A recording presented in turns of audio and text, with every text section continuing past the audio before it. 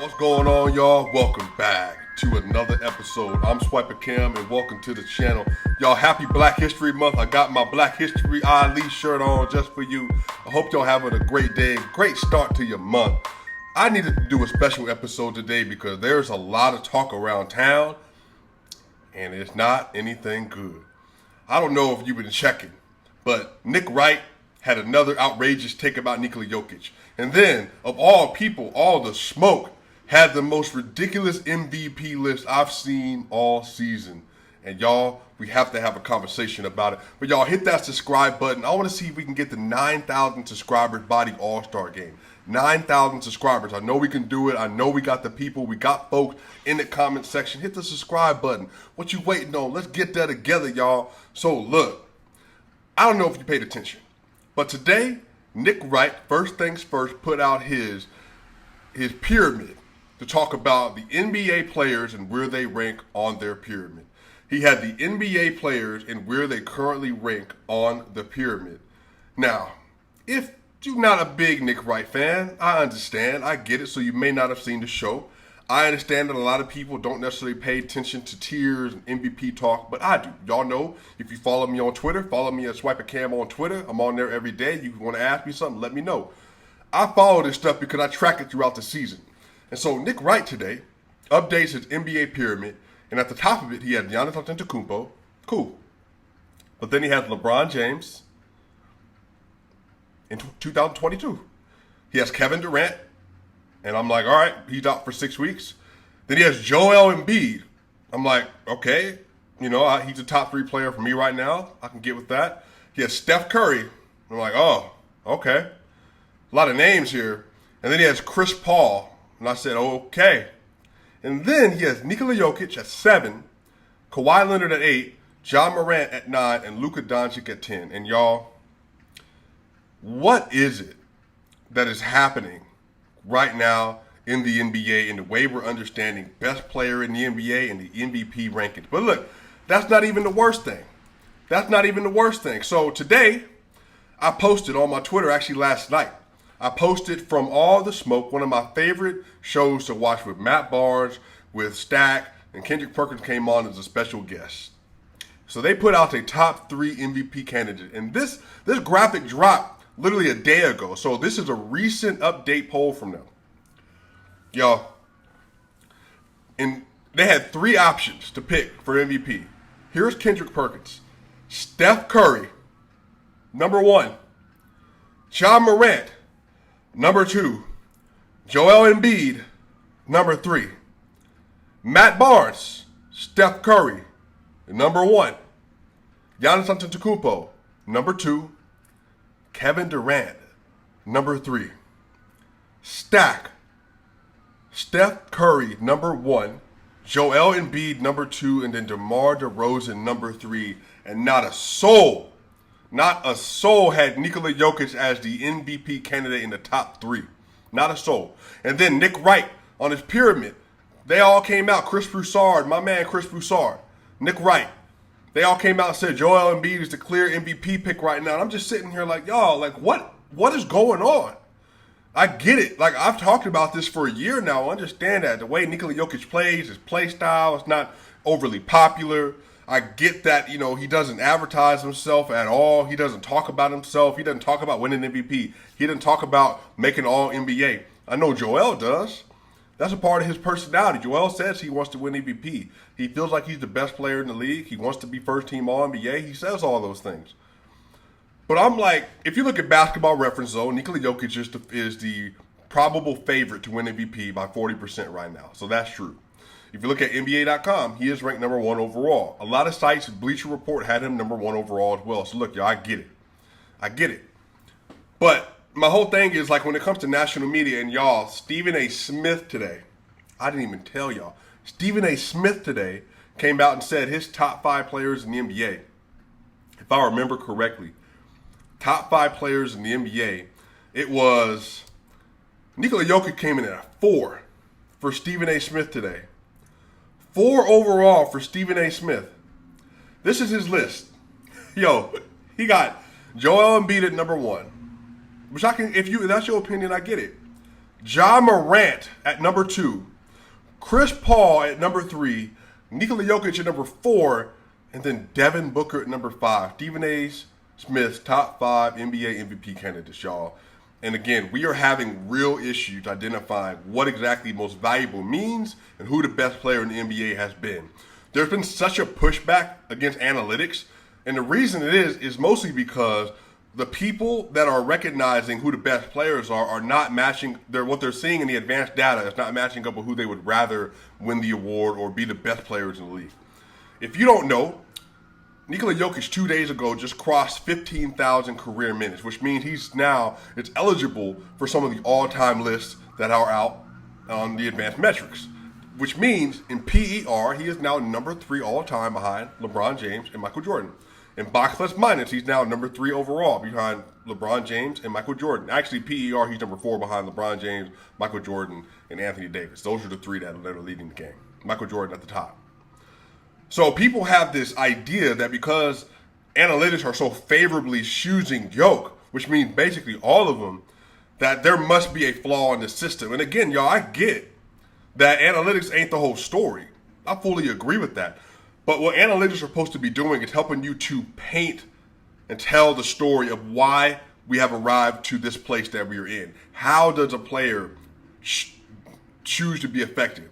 What are the things that are making them great? What are the hallmarks of their game that are standing out that said that this is an above average to an all-NBA, to an MVP caliber, to an all-time great player? It just so happens that Nikola Jokic is at the top of those charts. If you look at Andy Bailey Twitter, go follow Andy Bailey. He also writes for Bleacher Report. He puts it out all the time. Right now, Nikola Jokic is leading most of the advanced data that is relevant to everything that we do.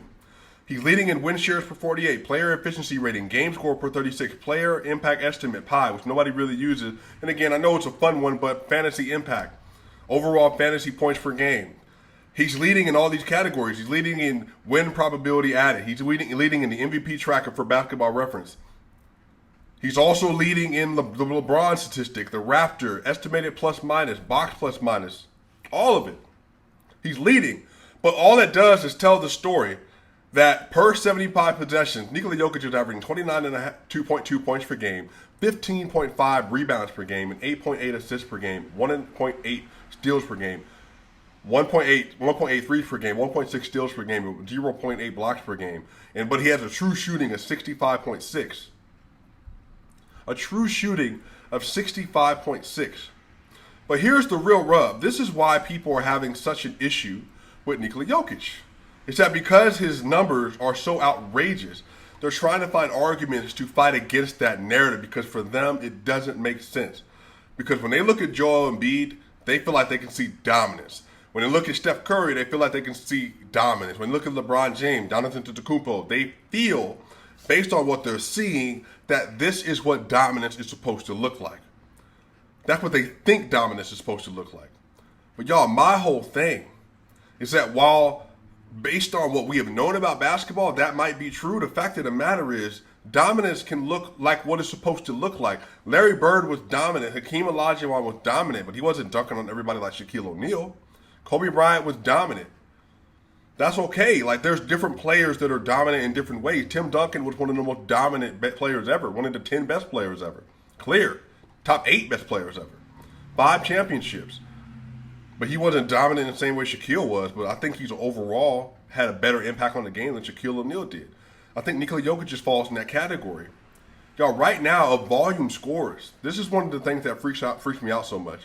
Of volume scorers, Nikola Jokic is the only one with a true shooting of 65% or greater. In the MVP candidacy, the only player that you could put in that category would be LeBron James. He has 61% true shooting, and Giannis Antetokounmpo 61% true shooting, and then Joel Embiid is sitting at 60% true shooting. True shooting, again, all it tells you is that when you look at the shooting averages overall, this player is dominating in this category in this way. He happens to be one of the best scorers and shooters in the NBA this season. He's been an elite defensive player. But anyway, let me get back to it, y'all. One of the things that's happening, because when I put this stuff out on Twitter from All the Smoke and Showtime and all this stuff, people are really quick to jump and say, well, the reason that Matt Barnes and Stack and Perk don't like Jokic because of racism. Now, y'all, I want to explain that there absolutely is a part of a cultural bias in here, but it isn't racism. It's not because there's a system of people that are going against Nikola Jokic and saying that we do not want or will not allow this player to be great. That's not what's happening. Most of this has to do with play style. They all played in an era where they were coming up with LeBron James, Kevin Durant, Tracy McGrady, and Kobe Bryant. Those were the dudes that was getting it done. Those were your best players in the league. And Jokic don't play like them. He is, I described many times, he is water. Nikola Jokic is water. Nikola Jokic is water. The way he moved, did you watch the Milwaukee Bucks games? The way he shredded them apart on 18 points, 15 assists, and 10 rebounds in 3 quarters. The way he's able to average 20, what did he average? 29, 12 and 10 over like a 12-game sample size, and 27, 9 assists and 12.7 rebounds on 70% true shooting in the month of January. Also, Nikola Jokic just got Player of the Month. Like, when he plays, he doesn't come across as somebody they've seen before. So, therefore, there is a bias. And then Steph Curry is a champion. Giannis Antetokounmpo, champion. Ja Morant is an ESPN highlight machine. So you always see them all in the media. And then on top of that, Memphis is the 3rd seed. Now, Memphis also won. They were 8-2 without Ja Morant this year, maybe 9-2. So again, I don't think he's even close to being an MVP. I think your top 3 MVP candidates clearly are Nikola Jokic, who's been the best player from start to now throughout the season. It's Joel Embiid, who's had his best month and a half of his career, even though Jokic outplayed him over the last month still, which is the funny thing. Joel Embiid went 11-3 in the 14 games in January, and Nikola Jokic went 11-5 because he played all of them. But he still had better numbers. He just didn't have better scoring averages because Joel Embiid shot more free throws, which is a part of his game, which is also a part of his dominance. But Jokic had a 70% true shooting. Joel Embiid had a 63% true shooting, which is amazing.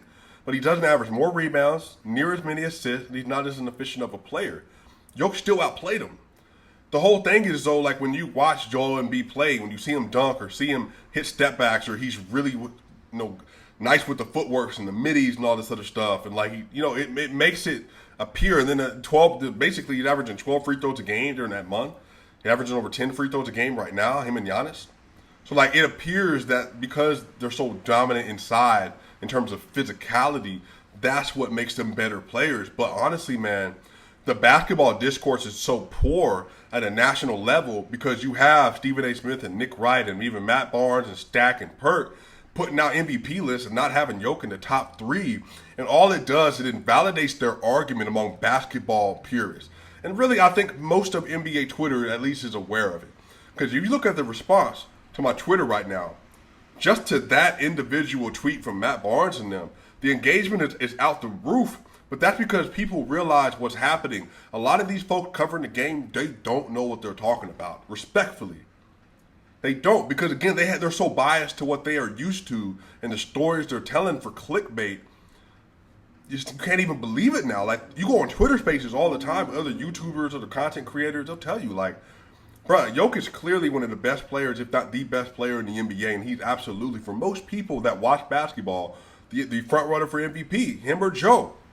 Mostly people that rock with Joe are from Philly, or they're from the big markets and they're telling the stories. But outside of that, man, most people have watched Nikola Jokic put up 26, 14, and 8 on 57% from the field and a 65% true shooting, carrying a team to a great record without Jamal Murray and Michael Porter Jr., Will Barton going in and out the lineup, Baku, having a struggling year as he's had, and the team, having all the issues it's had. Like, the fact that he has carried the Denver Nuggets to the place that they're in, it solidifies his greatness. It solidifies it. It lets people know, like, this dude is doing something historical, and he's shooting at levels we've never seen before from a volume score. Not like this. Not like this. So it's really painstaking to watch this and to hear these people put these arguments up and to say that, oh, well, he's not even a top 3 MVP candidate, or Nick Wright saying he's the 7th best player in the NBA even after winning an MVP. Like, even just that notion that a former reigning MVP could be behind Chris Paul, Steph Curry this year, LeBron James this year, Joel Embiid even. Like, it's just crazy to me that he's on the 3rd tier on your player pyramid. It's just wild to me, y'all. But anyway, man, I had to say something about this. I know y'all was thinking about it. I know y'all been hitting me up on Twitter, man. We're going to have more great content coming out. The Denver Nuggets got a game coming up on Friday, man. If you a Yoke fan, let the people know how great this man is. If you an NBA fan, put your data out there. Let people know what your MVP categories are. Let people know what your all-NBA teams are. If you know the game, educate people. Let them know, like, witness. Look what you're looking at and making sure you witness it correctly. If you want to say Joel's being dominant, well, say it, but tell the good story. Tell it why. You want to say Giannis should be the MVP. Tell the story of why, because he's having a career year. But make sure you tell good stories. Like, put out as little as possible about doing clickbait stuff, because it really, all it does is to diminish and dissolve the NBA discourse that needs to be happening. We need to be celebrating stuff instead of putting out lists for Steph Curry at the top when he hasn't played consistently great in over a month and a half. And it just overshadows the people who are doing it day in and day out. Jokic, Embiid, and Giannis. So anyway, y'all, let's go and do it for the episode, man. I appreciate y'all. Swipe again. Hit that subscribe button. I will see y'all soon.